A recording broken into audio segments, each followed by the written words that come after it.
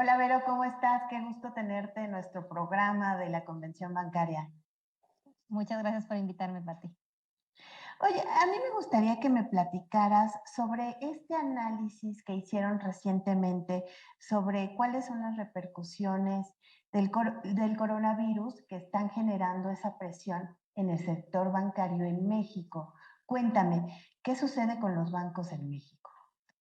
Sí, claro, Pati, te platico. Fíjate que el sector bancario, pues entra en 2020 relativamente fuerte a esta crisis con indicadores de capitalización sólidos que se habían mantenido a lo largo de los años y también con niveles de cartera vencida que venían de los niveles más bajos. Esto al inicio, digamos, prepandemia.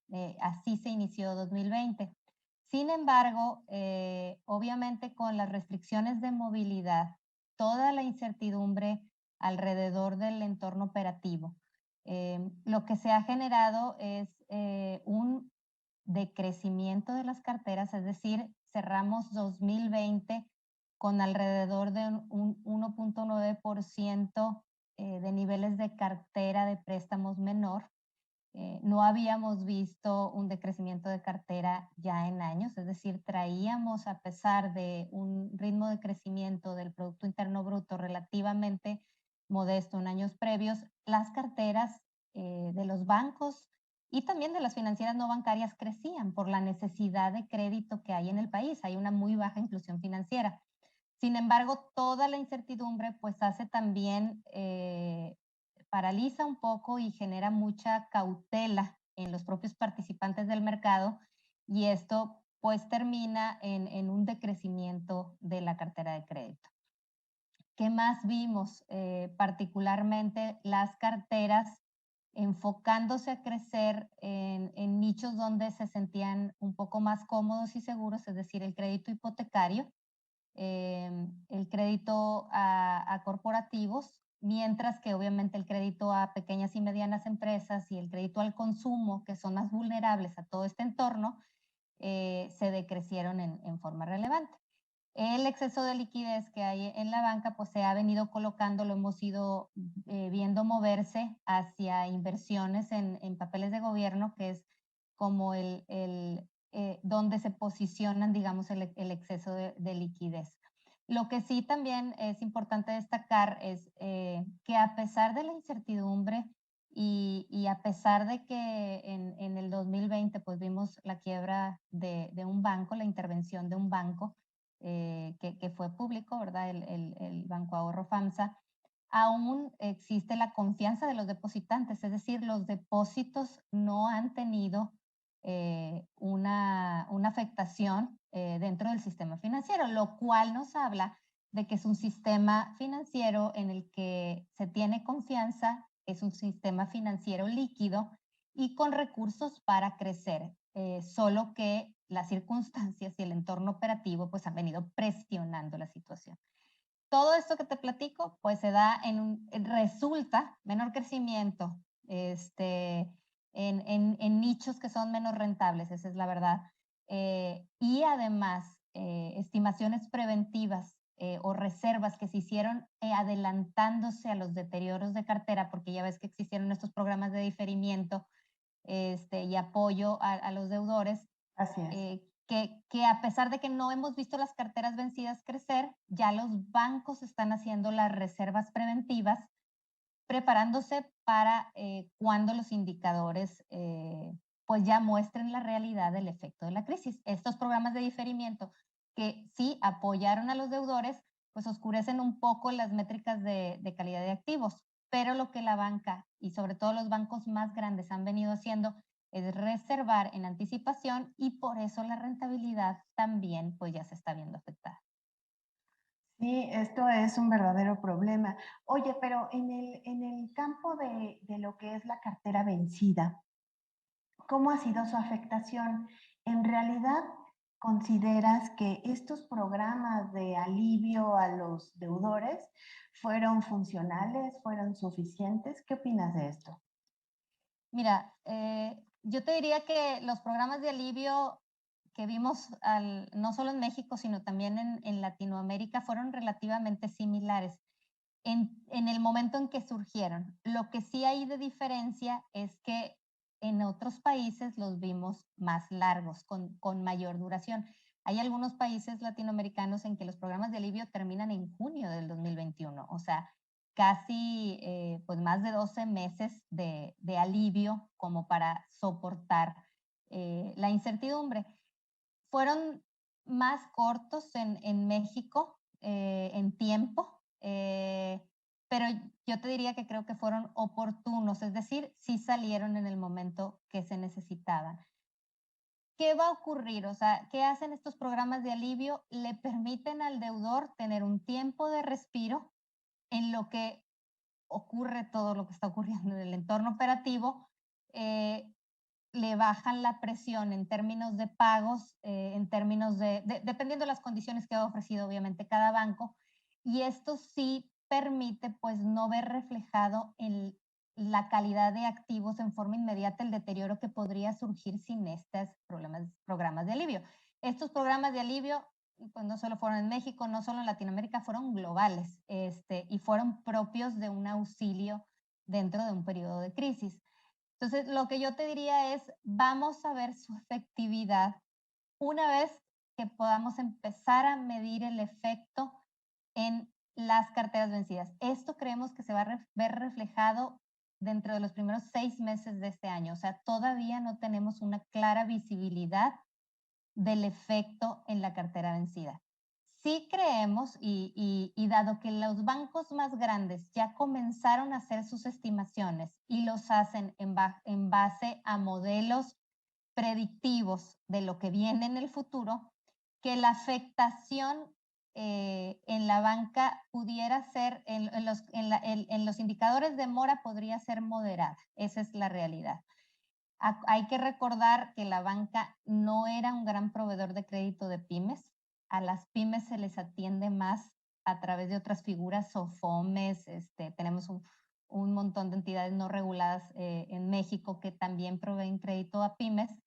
Y el crédito al consumo en la banca, también la banca ha venido atendiendo a segmentos que yo te diría, pues que ya venían bancarizados tiempo atrás, es decir, no atiende al nivel más bajo de la población, que generalmente también es atendido por otro tipo de financieras no bancarias. Entonces, sí va a haber un efecto en las carteras vencidas, un efecto en los castigos que vamos a ver estos primeros 6 meses del 2021, pero yo te diría, es difícil de predecir o sea, como Fitch no hemos sacado una estimación como tal, precisamente por toda la incertidumbre que está alrededor. Sí, digamos que en la actualidad no tenemos todavía los indicadores para poder observar cuáles son las repercusiones, ¿no? En esta situación. Completo. Y más que el entorno sigue evolucionando, o sea, los programas de vacunación van a ser súper relevantes, la efectividad relevantes no solo para la banca, obviamente también para la recuperación de la economía en general. Entonces creo que estamos todavía dentro de este entorno de incertidumbre. ¿Cuáles serían estos factores que se tienen que observar y que en mayor medida preocupan para el desarrollo del sector bancario? Pues mira, yo creo que posterior a esta crisis, los retos que quedan para la banca va a ser recuperar la rentabilidad. Es decir, 2020 ya fue un año de menor rentabilidad por menor crecimiento y por las estimaciones preventivas que anticiparon. 2021 tendremos que ver si se recupera, cómo evoluciona el PIB y qué tanto apetito tiene la banca por empezar a crecer a los ritmos a los que crecía.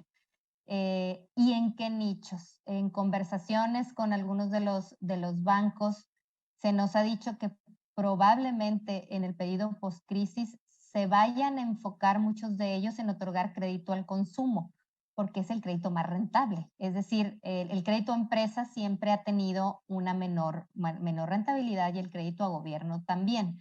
Entonces, el nicho donde, si tú recuerdas en la crisis pasada, posterior a la crisis última que tuvimos, hubo una retracción del crédito al consumo. La tarjeta de crédito estuvo varios años sin crecer en forma relevante.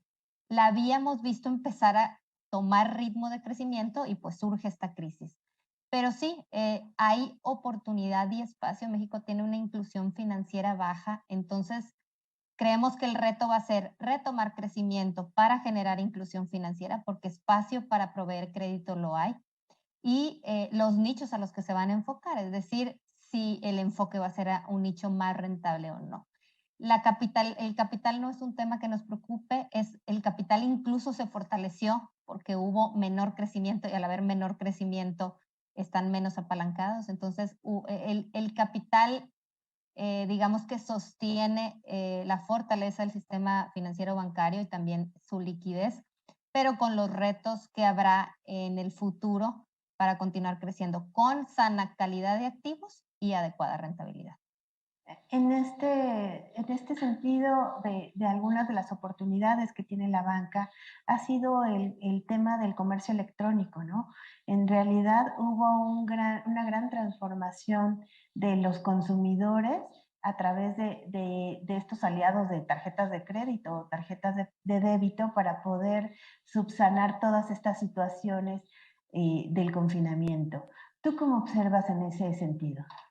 Y de hecho ha sido, digamos que las inversiones que realizaron algunos de los bancos en años pasados, es, hoy tomaron una relevancia sustancial. 2020, 2021, las operaciones digitales o el número de transacciones que se hacen a través de medios digitales se potenciaron, se incrementaron, y en realidad pues fueron los bancos, algunos bancos pequeños que no habían hecho mucha inversión en este sentido, los que retomaron este tema y están hoy también, obviamente, incorporando dentro de sus modelos los medios digitales, los medios electrónicos.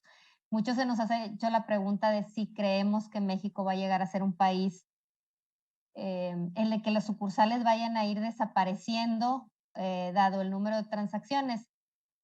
Creemos también que todavía es difícil de predecir, es decir, hay toda una cultura de sucursal todavía en el mexicano.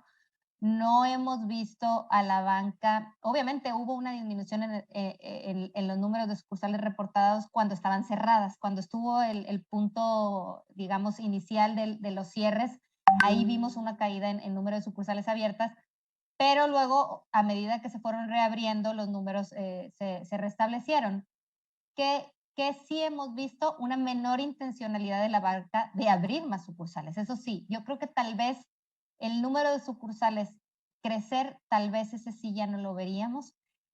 Aquí yo creo que el gran reto va a ser el momento en el que estas transacciones digitales realmente suplan la necesidad de sucursales dentro de la banca. Pero sí, ha sido un fenómeno propio también de este tiempo. Oye, retomando un poco el tema de Banco FAMSA, ¿qué es lo que observaron en este banco? O sea, se ha hablado mucho de que falseaba información, o sea, ¿qué es en lo que en realidad ustedes tienen con su análisis que han observado en Banco FAMSA? Sí, fíjate que nosotros como agencia no calificábamos propiamente al banco FAMSA. Y lo que se ha hecho público como tal es que fue un tema de capital por registros de partes relacionadas, es dentro de la contabilidad. Digamos que un tema de cumplimiento de capital por temas de partes relacionadas. Al no tener visibilidad como una entidad calificada, pues nos es difícil dar una opinión particular. Obviamente lo que nosotros sí monitoreamos es el efecto que una intervención de un banco pueda tener en el resto del sistema financiero. Es decir, siempre que hay una figura que, que, que ocurre un evento de estos dentro de una figura regulada, surge siempre la incertidumbre de si habrá algún efecto en la confianza. ¿Qué percibimos? La realidad es que no hubo un efecto relevante la confianza. Mucho se refleja obviamente en los depósitos, en los consumidores depositando sus recursos dentro de las instituciones, del resto de las instituciones, y creemos que se gestionó esta intervención de forma que el sistema financiero pues no tuvo un impacto relevante. ¿Podríamos ver más episodios de este tipo en este año? Fíjate que nosotros, de hecho, publicamos un reporte muy breve. Creemos que hay 2 o 3 bancos pequeños que están muy cerca de las métricas de capital, es decir, que pudiesen requerir una supervisión cercana para recomponer sus métricas de capital acorde a los requerimientos regulatorios como tal. Em, y obviamente esto yo te diría, son entidades que no están calificadas. Si estuvieran calificadas, las calificaciones reflejarían este riesgo de incumplimiento. Prácticamente, ¿qué ha pasado también? Las entidades o los bancos más pequeños de nicho que tienen menos diversificado su negocio pudieran estar viendo en esta crisis todavía más presionado sus modelos de negocio. ¿Y cuáles son esos bancos que ustedes detectaron? Fíjate que los sacamos en una comunicado de prensa, pero no te quiero mentir, no tengo los nombres conmigo, igual y a lo mejor te los puedo hacer llegar, y para no cometer un error. No te preocupes.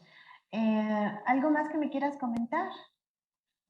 Pues creemos que, yo te diría, este tiempo de crisis, la banca, como bien te digo, entró dentro de una posición fuerte. Los retos vienen porque 2020 fue un año con presiones y nosotros seguimos teniendo perspectiva negativa para el sector para este 2021. Es decir, 2 años subsecuentes de un entorno operativo presionado, con una alta incertidumbre, pero sí con un sistema financiero bien regulado, un sistema financiero bien capitalizado y bien líquido. Entonces, el performance de las entidades dependerá ampliamente de su apetito de riesgo y de su adaptabilidad a las nuevas condiciones, porque digamos que ya 2 años subsecuentes, pues no podemos hablar de que esto ya es anormal, sino prácticamente se vuelve lo mucho que se dice una nueva normalidad. Y dependerá de su capacidad para adaptarse a estos nuevos tiempos. Verónica, pues muchísimas gracias. Como siempre, cada año estás acompañándonos en nuestro especial de la Convención Bancaria. Te agradezco muchísimo tu participación. Cuídate mucho y nos hablamos pronto. Gracias por la invitación. Gracias a ti.